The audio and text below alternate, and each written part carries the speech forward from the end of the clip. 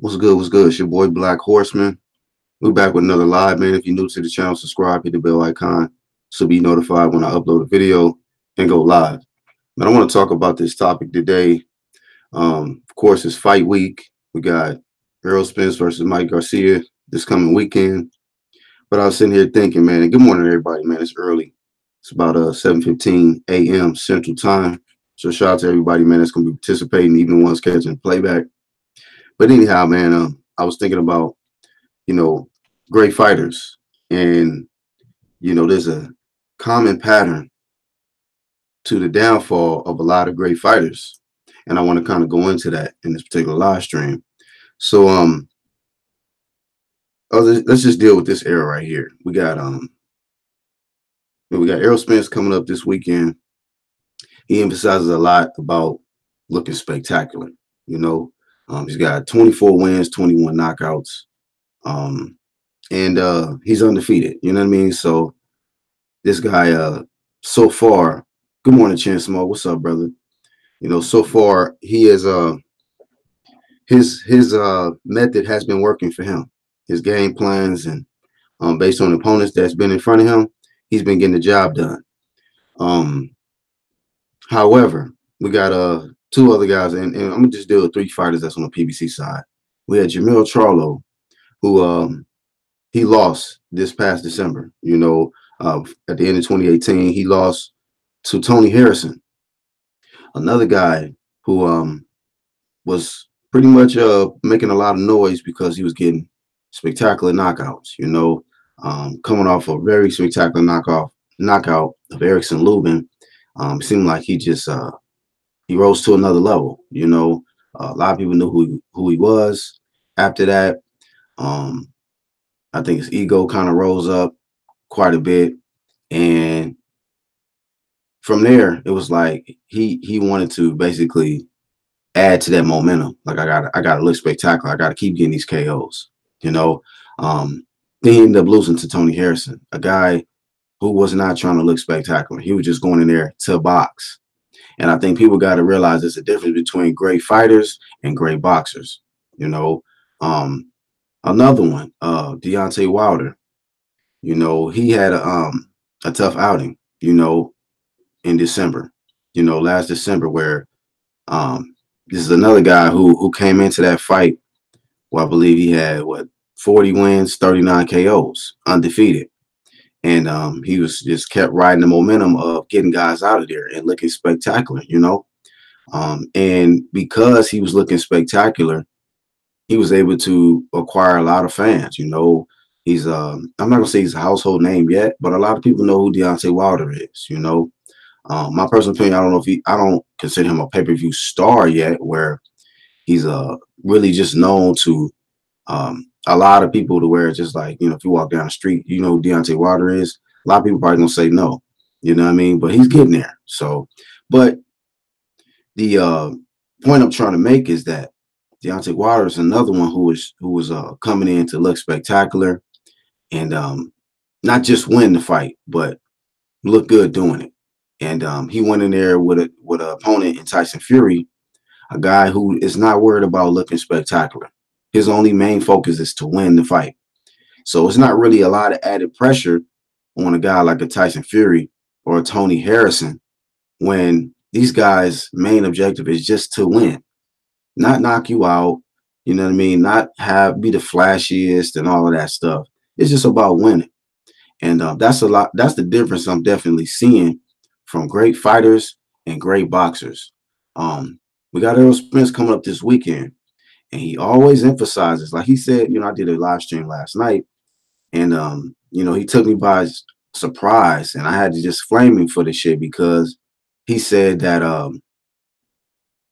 if he goes in there and beats Mikey Garcia, who's regarded top 5 pound for pound, and looks good doing it, that he believes that'll make him #1. And I had to flame the hell out of him. Like, bro, you smoking something, you sipping something, or you dehydrated. You tripping, bro. Beating Mikey Garcia is not going to make you #1 pound for pound. So get off the dumb shit. You know what I mean? But this is what I noticed about all those three fighters I just named: Jamil Charlo, Deontay Wilder, and now Errol Spence. These guys rely on looking spectacular.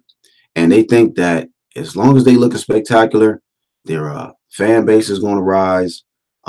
They putting themselves in position to become pay-per-view stars, so on and so forth. You know what I mean? Let me see another. Maybe Javante Davis is another one too. I mean, it's a guy who got, I think, what, 20 wins, 19 knockouts. Um, he goes in there with the intent that I got to look good. I got to look spectacular. I got to knock these guys out. I mean, I think his record shows that. I think the part of the game plan is that, you know, and I mean, of course, a lot of these guys are just naturally gifted with power to where that just comes with the territory. You get in there with them, you can get knocked out. And a lot of times they connect and fight is over. But I noticed from that this is the downfall of a lot of great fighters. Mike Tyson was another one. Mike Tyson relied on, like, I gotta look good. This is something that I'm known for. Going in here, knocking you the fuck out, getting my hand raised, and then I'm on to the next. Whereas when he got in there with a guy that didn't have the same mentality and they was a great boxer, he lost. He lost to great boxers. Lennox Lewis wasn't somebody who was you could say a great fighter. Like, he'll probably get his ass whooped outside the ring, you know what I mean, by Tyson. But inside that ring, he's a great boxer. And I always give the advantage and edge to a great boxer over a great fighter. But a lot of these great fighters, these guys that go in there with the mentality that I got to look spectacular, I got to knock these guys out, they eventually run into a wall, man. They eventually run into a wall because I noticed that in these fights, man, when they realize that, damn, I'm not looking spectacular, then they start falling apart, man. They start falling apart. They just unravel right before our eyes. Jermell Charlo did it. I mean, we seen him when he tried to fight Trout. He couldn't get the knockout, man. He was in there with a guy that was awkward, that wasn't in there to be knocked out, and it was like it just made him look bad, you know. Same thing with Deontay Wilder. He tried to go in there and knocking out Tyson Fury, and he wasn't looking spectacular, and he looked bad. He definitely looked bad in the fight. You know what I mean? Yeah, I'm up early, boxing monster. I'm an early bird, man. I said, fuck it, man. Whoever's up is up. If not, catch the playback. But yeah, man. But that's what I realized, that that's the downfall of a lot of great fighters, man. Guys that rely on looking spectacular, getting these KOs. They get in there sometimes with these opponents, man, that they're not worried about looking spectacular. They just worried about winning. They understand it's called boxing. Yeah, you might get them in the street when it's just head to head, but in that boxing ring, they know it's 12 rounds. They know that they gotta outpoint you. Their main intent is not like, hey, I gotta hurt you at every shot. It's just like, yo, I gotta win. So if I win more rounds and get my hand raised, I'm good with that. Whereas guys like a Jermell Charlo, Errol Spence, Deontay Wilder, I don't think these guys is content with just going the distance and getting their hand raised. You know what I mean? Even if they outbox somebody, I'm sure that it's like they're gonna feel bad. Like Jermell Charlo, when he at the end of the trial fight, was he happy? No, because you know why? He wanted to look spectacular. He wanted to knock this man out. And I think that's a huge downfall for fighters like Jermell Charlo, Deontay Wilder, and Errol Spence in the future if he keep with that same mentality. You know what I mean? So that's the thing that I noticed, man. And one thing I hope that about Errol Spence is that he does not go into this fight thinking that, like, you know what?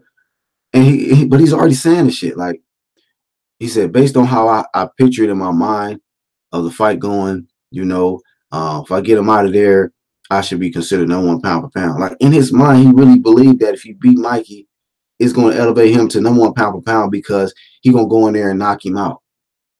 Even though that does not qualify you to be number one pound for pound. You know what I mean? And you ain't even fought the pound for pound guy in your weight class. But this the mentality that a lot of these fighters have in the sport of boxing. They like, yo, as long as I look good, as long as I'm getting knockouts, people gonna put me up there as one of the best in boxing. You see what I'm saying? But you notice when these guys get in front of a great boxer, it's a whole different fight. It's a whole different fight. They in there frustrating, they loading up on shit, they missing, they looking silly. They looking silly. You know what I mean? And So look, I wish these fighters nothing but the best. I like Deontay Wilder. I like Errol Spence. I like Jamel. You know what I mean? But I just call it like I see it, man. I've been watching this sport for a long time, and I've more admired boxers because this is the sport of boxing over a guy who could just fight. Like I grew up in the streets too, man. I've been in many street fights, so I know what it's like to, the difference between letting them hands go in the street and letting them go in the ring. It's different, way different. Boxing Mom says, I don't think those three fighters can't outbox a quality fighter. They must knock out those good boxers. That's my whole point.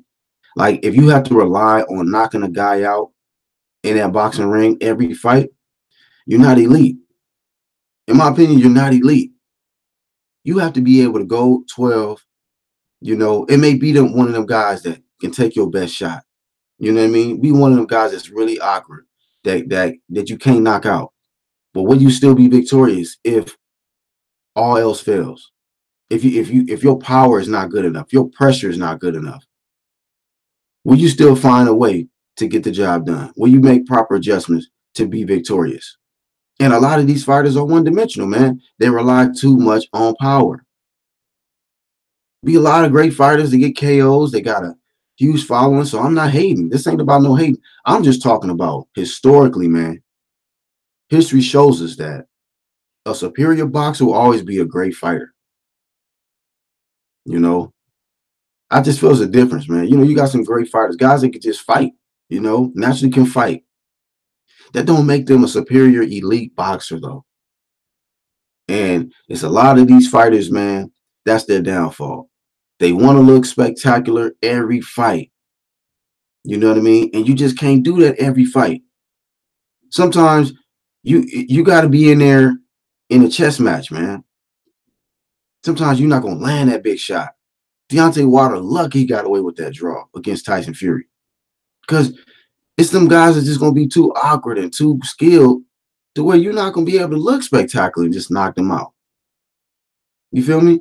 That's why I respect guys like Floyd Mayweather in the sport because, yeah, he was getting KOs early on at 130, pounds, 135, 140. He got to 147. He said, you know what, man? These niggas bigger. They stronger. They got more power. So I got to be on my defense. I got to be skilled. This is boxing. I got to learn how to box, be an elite boxer to beat these great fighters. Because if I don't learn how to box, I can get my ass knocked out. I can lose my O. If I'm not the smartest guy in there, then it could be my downfall.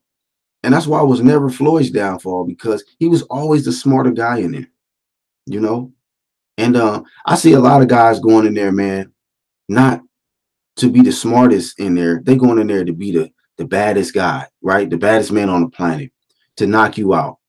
That's their game plan. Looking spectacular. That's going to be the downfall of a lot of these quote unquote great fighters. They're going to get in there with a great boxer and they're going to get exposed and they're going to unravel right in front of us, man. You know what I mean? So I know we got Spence, Mikey coming up this weekend. I'm picking Spence to win the fight. I think Mikey is in way over his head.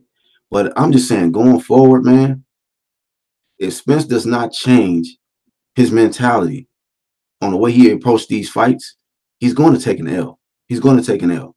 He's going to get in there with a great boxer, somebody who is not going to be able to hit clean. Even if he hits them clean, they might be able to tie him up, be smart, and get to the next round. And next thing you know, he's not going to be able to just look spectacular. And because he want to look spectacular and knock somebody out to keep raising up his following and all of that extra stuff, he's going to lose. He's going to lose unless he changes his mentality. Because I hear him every interview. As long as I go in there and I look spectacular, get these guys out of there. He talks about his power a lot. Floyd never talked about his power like that. He always talked about, it's levels to this shit. I'm a smarter fighter than he is. You know what I mean? He had power, but that wasn't all he was banking on. Floyd never was going there talking about, I gotta look spectacular every fight. Nah, He was laughing at niggas when they was talking about it was a boring fight versus Pacquiao. Like, nigga, I never said it was gonna be looking a certain way. I just said I was gonna win, nigga. I just said I was gonna win the fight. Boxing Monster says boxers with power are very hard to beat. Right, right. A boxer with power, very hard to beat. Terrence Crawford is a very dangerous fighter because he can box and he got power. And he a switch hitter. Niggas don't want to admit this shit. Errol know what the fuck going on over there with T-Bud. He can hide behind Heyman and PBC and networks, whatever. We understand what it is, Errol. You're gonna need some more fights, man, to you know, figure that shit out before you get in there with Terrence. Because you making any mistakes and trying to go in there looking to knock him out, bruh, you might get knocked out. That's what might happen. This ain't no hate. I'm just speaking off reality. I'm always gonna get an edge to the superior elite boxer over a guy who's a great fighter, guy who got a lot of KOs. That I'm telling you, man, like, and a lot of people is impressed by that. They'll say, "Oh, look how he knocked out this guy, the same guy that this dude fought. Look how he got him out of there. That was devastating." And I ask people, like, "Well, why?" Like, what come Errol Spence? Why y'all feel he's the #1 guy? Look how he's beating him. How he's beating him. Why? Because he's knocking him out. That's what you mean? That's how I be knowing a lot of these niggas don't know shit about boxing. They are just getting caught up in the emotion of it because they see a guy who's knocking people out. But I've seen this before, man. I've seen this time and time again where a guy who might fight somebody leftovers might become behind a superior boxer and beat them better than that boxer beat them. And then they get in front of that boxer and they get their ass beat. They get their ass beat. Styles make fights. And just because you got more KOs than a fighter does not mean you're a better boxer. It's a difference. And I think this is the downfall of a lot of great fighters because it's not taking nothing away from them. These niggas can fight. You know, it don't matter if these niggas in the street or in the ring, they can fight. But a great boxer, not only can he fight, he's smart in there. He know how to use his weapons, when to let them go, when to tie up. Smarter. Use his speed. Use his feet work. Know how to frustrate you. Things like that. But all these casuals see is how these guys is getting these knockouts. So I mentioned Deontay Wilder, I mentioned Jamel, and then I mentioned Errol Spence because he's coming up this weekend. The only reason why I'm including him in this because I notice he has the same type of aura, the same thing. He says it all the time. You know, like yesterday, that was just ridiculous. I had to do the live stream on him. Like, as long as I, Mikey's top 5 pound for pound, as long as I beat him and the way I picture myself beating him, if I look spectacular, I feel like I'll be #1 pound for pound. No, you won't. No, you won't, Errol.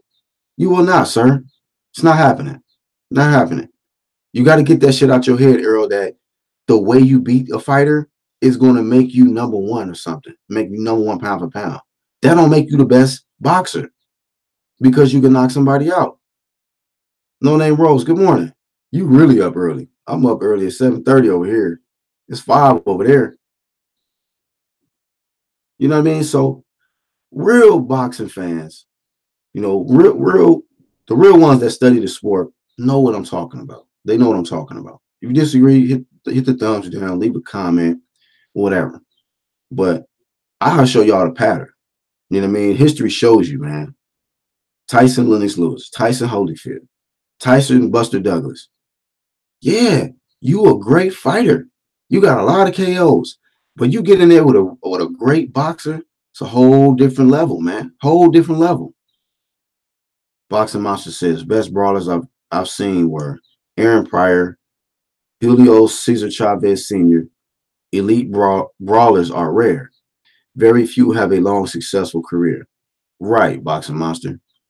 It's very rare to see a brawler have long-term success. But a boxer, a superior boxer, man, these guys go a long way. Take less punishment. They're not going in there trying to walk through a shot just to land a shot just so they can get the KO and be recognized as baddest man on the planet and all of that. Don't get me wrong, I like Deontay Wilder. I think he is considered, one of the baddest men on the planet. But after that Tyson Fury fight, I hope he makes some adjustments in the way he approached these fights, man. Same thing when he fought AJ, man. You know, of course, I want to give him the edge because his power. The robotic nature of Anthony Joshua. Hey, he might be able to just hit him with flush with that straight right hand, and it could be over. But if he cannot land the flush right hand, or if Joshua somehow gets knocked down and gets back up like Fury did and go to 12, will he be victorious? Do you have enough to outwit a superior boxer, a better boxer than you? You know? So it's like, Wilder, we know you got a lot of power. So that ain't something you need to work on. You need to work on other shit. Other things Wilder need to work on. Jermell, we know, man, that if you catch somebody clean, they going to sleep.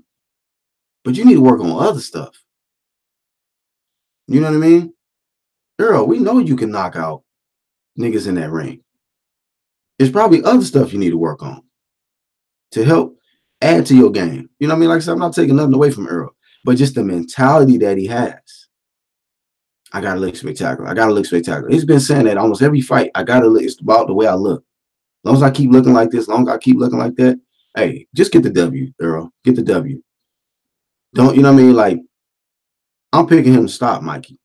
But don't go in there with that intent. Like, I gotta stop Mikey because I want this accolade and this, that, and the other. Like, you think Tony Harrison cared about how he looked against Jamel? Hell nah. He like, nigga, as long as I get the W. I can say it was a boring fight. Y'all can say, you wasn't entertained, but that green strap coming home with me. You feel me? I'm sure Mikey is like, yo, even though he should completely outmatched, the advantages is clearly in the favor of Errol, in my opinion. But I don't think Mikey's going in there like, I gotta knock out Errol. I don't think that's what they saw when Robert Garcia and his dad and Mikey said that they saw something that they can capitalize on. I don't think it's, oh, we can knock out Errol. I mean, it could possibly happen, but I'm sure that that's not part of the game plan. I can almost guarantee you part of the game plan for Errol is knocking Mikey out. And that's the issue. That is the issue. You got a lot of great fighters, but they rely on knocking people out. And when the knockout does not come, they frustrated. They frustrated. So I'm just addressing it now because I'm looking down the road that this could be an issue for Errol. I wish all these welterweights nothing but success, man. But I'm just saying, like, I mean, you look at Sean Porter in his last fight. If he probably would have came with that old football shit up the middle, he probably would have got knocked out. He probably would have got knocked out. Some of these guys are strong. Some of these guys is good on their D, on outside and inside, good footwork, good counter punchers. And you get caught clean yourself, despite how much power you got, if you get caught clean coming in, you can go to sleep. Any of these fighters can go to sleep. So I don't wish nothing, I don't wish that on nobody as far as, Errol, Sean, Keith, or Bud. But, hey, you better be sharp at the elite level. And you got to realize that, you know what? Shit. Yeah, I can go in here and knock this dude out, but he can knock me out too if I'm not careful. So I got to come in with a game plan. I got to be smart, strategic, and I can't be focused on how to, trying to look super spectacular for the fans every fight, man. I just can't do that because me trying to please everybody and look a certain way could be my downfall. And I believe that that's what's going to be a downfall. A lot of these great fighters, man. I really hope Deontay Wilder has learned from that Tyson Fury fight. I hope that Jermell Charlo has learned from the Tony Harrison fight. And going forward, I hope Errol has learned from what he saw. And I mean, I think that's good that he's seen Deontay Wilder and Jermell Charlo go through that adversity, man. To maybe it helped sharpen him. Maybe it woke him up like, you know what, man? I see what they did. I saw their mistakes. They was going in there trying to look spectacular and knock these dudes out and end up damn near losing. And Deontay Wilder really, I felt lost, but he got away with a draw. But what we can say, they both didn't get no W's. Deontay Wilder and Jermell Charlo did not get W's. Going in there trying to look spectacular, trying to get the KO, they did not get no dubs. So I hope Errol has learned from this. I know he's looking at it like, well, this a little nigga, he ain't never been here. This should be easy. I should be able to get him out of there. With my power, knock him out. But if he goes in there smart, sets it up, I give him all the respect in the world. Fight smart, Errol. Don't go in there thinking that, you just gonna automatically look spectacular. You're gonna automatically get the KO because we don't know. We don't know which Mikey gonna show up. I'm picking you to win, Errol, but hey, we don't know. Mikey might shock the world. He might be okay at that weight, man. That might be the most comfortable weight for him. His power might literally carry up. He might have some damn pop in there.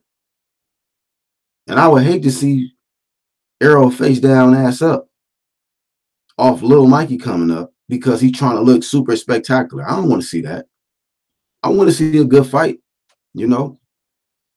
I actually want Errol to win, man, because I want to see if Errol is really the best at welterweight. I want to see him match up against real competition at welterweight. I don't consider Mikey real competition at welterweight. Never been there. He ain't did shit there. Get your bag, Errol, but be smart, man. You got to get past Mikey, so that you can really focus on the real fights. I'm hearing that Sean Porter gonna be there, and then the unification. Like, say he unifies with Sean, which I feel like that fight makes more sense right now. They both a week apart fighting, so it's enough time for y'all both to negotiate, start y'all training camp. Boom. Not Pacquiao. Like, come on, man. If anything, Keith and Pacquiao should go. They ain't the same. They ain't both in the WBA. You know what I'm saying? Keith ain't gonna fight you right now. Sean been saying you've been wanting Sean. Sean saying he wants you. You know what I mean? So it's like, Boxing Mind says, LL, you said face down, ass up. It's possible, man. Well, I don't want to see Earl like that, bro. That's a wrap, B. It'll be memes all out here, bro. I don't want to see that, man. People think I hate on Earl. I don't want to see Earl get stretched, man. I don't want to see that. If he lose, he lose, but not like that. Not trying to be, look spectacular and go in there, and get frustrated and trying too hard for the KO and then get KO'd. Nah, bro. Like, because we don't know. Mikey might be for real in there with that power. Never know. But that just say, like, if the fight happens, the unification with him and Porter. Porter ain't been coming in there trying to dog niggas lately.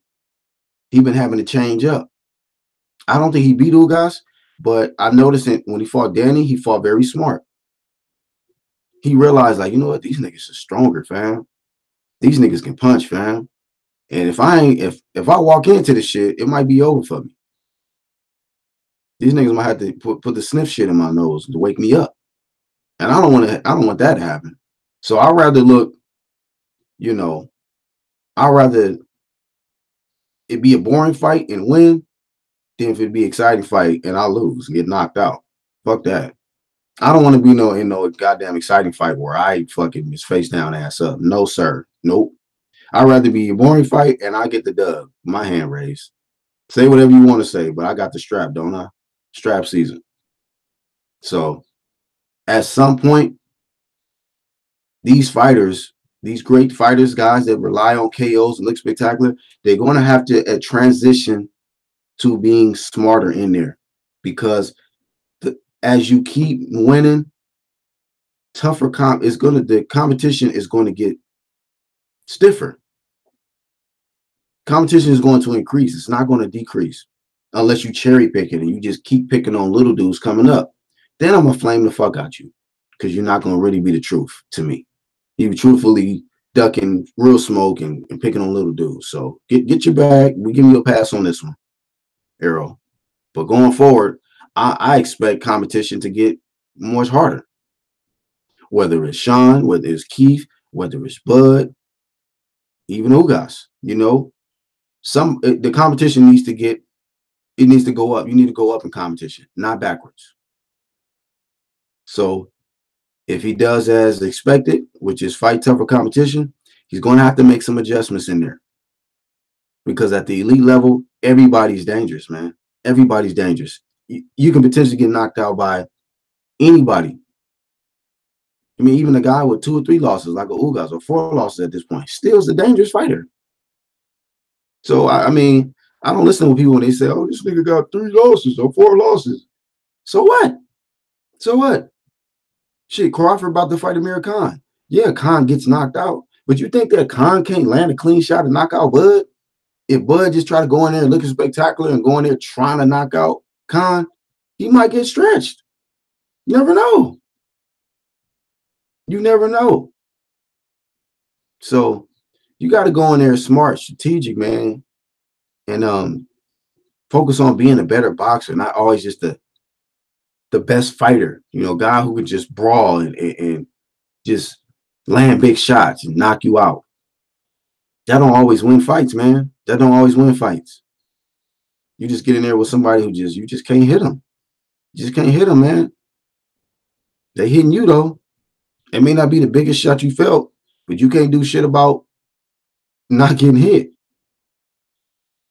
So that's really all I got, man. Salute to y'all, man, that woke up early for this smoke. But shout out to Chin Smoke, Boxing Monster, No Name Rose. Everybody catching the playback, man. Hit the thumbs up for your boy Black. And I'll probably catch up with y'all a little later, man. I'm out. Peace.